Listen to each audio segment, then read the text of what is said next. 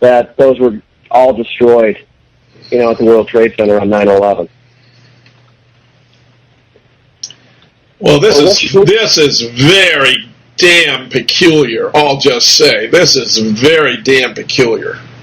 Now, let me give you a quote from all the writings in their book were cryptic, very cryptic. It's like reading a spy, like an I Spy novel. And one of the things that they said is, and it was just said cryptically, only 10 missing floors to the top. How did they say it, Larry? He has a drawing where the exterior of the building seems to be a swarm in bees. Bees circling around the exterior like it were a hive. And he says the building is very exciting outside, very depressing inside. Because it's been gutted. Exactly. What other explanation would there be to call a skyscraper, that beautiful building boring on the inside? Why would he think of missing floors? Only 10 missing floors to the top, and then he said that how did he say it? The building was depressing on the outside, or no? Exciting on the outside, depressing on the inside. It's on one of those diagrams. They also said that they lost somebody in their crew. It seems like one of the crew in Gelatin, had an accident at the World Trade Center and died. How did it word that, Larry? It said it said that somebody succumbed to gravity. Right. Yeah, it sounds as though they fell. Yeah, exactly. It was unsafe, and somebody had an accident in there. One of their crew. Down an elevator shaft, perhaps. Well, I guess we might as well just say it. We believe that they were, they had removed large amounts of the floors. They had pre-demoed these buildings. So somebody had just stepped to the wrong place and fallen through a hole all the way down through many floors? Or?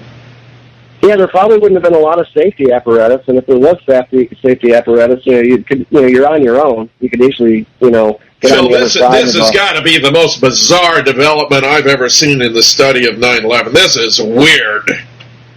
Because, I cannot say that you're wrong. I can't say you're wrong. I'm saying you got some stuff here that is very, very intriguing. This is really strange. I'm telling you, this is strange. Go ahead, Larry. I'd just like to pose the question, to everybody listening. Does it make sense that somebody would go to all of this tremendous, great trouble over a stunt like this? Or, especially with all the inconsistencies that are shown in the photographs, is it even possible that they were there as art students just to perform this stunt? No, of course not. Of course not. Of course not. They were there for other purposes, and no one is going to assume they were there for this artistic purpose. That's obviously a cover story. So I don't think nobody's going to argue about that, Larry. The question to be, well, what the hell were they there to really do?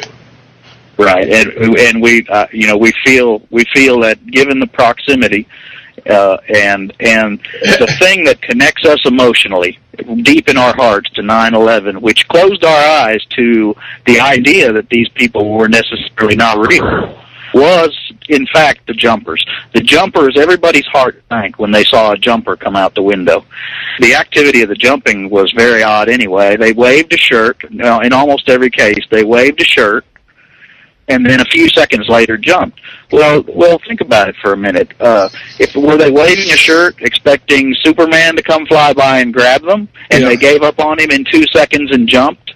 The behavior makes absolutely no sense whatsoever, and the gelatin experience appears to be the perfect dress rehearsal for staging that stunt with the helicopter and all. This is how we're going to do it. Can we get in position? Can they be seen? Can we signal you to have the camera ready to shoot the jumper? Because, a lot of people have said it's uncanny how the jumpers have been caught on video. Well, they waved a shirt. Here comes one. We've got one loaded. The camera trained, and then out came the jumper. Who were the bodies? Who were the bodies? Were they murdering people? Well, there were several possibilities. I would assume that New York City has a plenty of drawers full of unclaimed John and Jane Does. Wouldn't you assume that? Yeah. And we know that the coroner's office would certainly have to be involved in this type of a cover-up. So right. those things laced together quite well. They could also have been any number of things: animatronics, dummies, dolls. They certainly don't fly like a person trying to slow his progress towards a certain death. That is one thing that's for certain. Hey Jim, check this out. One of the jumpers jumps out of the north or south tower. I think it's the north tower. He lands on the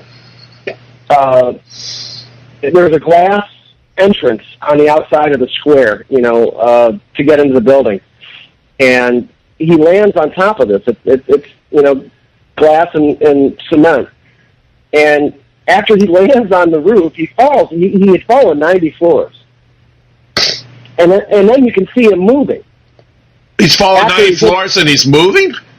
And he's moving, yeah. It had to have been a mechanical dummy that just didn't, it didn't stop like they thought it would. But, the jumpers were fake. The jumpers, did you realize that the jumpers were the only death that you saw on 9/11? In a day that claimed thousands of lives, Jim, the only death that we saw were the jumpers. That's very damn interesting all by itself. So what's really interesting is almost all the jumpers, they almost every single one of them came from 90-91. The same floor area that Jellison was at. Oh God! All right, we're going to take our final break. Jim Fetzer, your host on the Real Deal, with Phil and Larry, who are giving us some mind-numbing ideas about what happened on 9/11. We'll be right back.